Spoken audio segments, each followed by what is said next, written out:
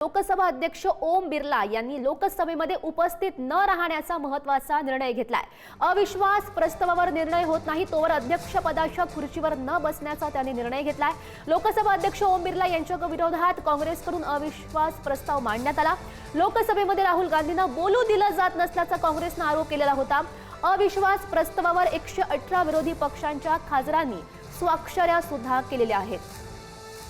याविषयी अधिकची माहिती जाणून घेऊयात। आमचे प्रतिनिधी शिवाजी काळे सध्या आपल्या सोबत आहेत। शिवाजी, ओम बिर्ला यांनी ज्या पद्धतीने अलीकडच्या काळामध्ये स्टँड घेतला होता आणि पंतप्रधानांच्या संदर्भात काहीतरी अनुचित प्रकार घडू नये म्हणून पंतप्रधान या ठिकाणी आले नाही असं त्यांचं म्हणणं होतं। मात्र त्यानंतर ज्या पद्धतीने काही गोष्टी समोर आल्या, महिला खासदारांवरती आरोप करण्यात आले, त्या महिला खासदारांनी देखील जर ओम बिर्ला यांच्या संदर्भात भाष्य केलं, त्यानंतर सत्ताधारी पक्षाच्या भाजप खासदारांनी देखील या संदर्भात भाष्य केलं। या सगळ्याच्या नंतर ज्या पद्धतीने ओम बिर्ला यांच्यावरती अविश्वास मताचा ठराव आणण्याचा निर्णय झाला आणि त्यानंतर त्यांनी आता असा निर्णय घेतलाय की जी अध्यक्षाची खुर्ची आहे त्याच्यावरती न बसण्याचा निर्णय घेतला। याच्यामध्ये दोन मुद्दे आहेत।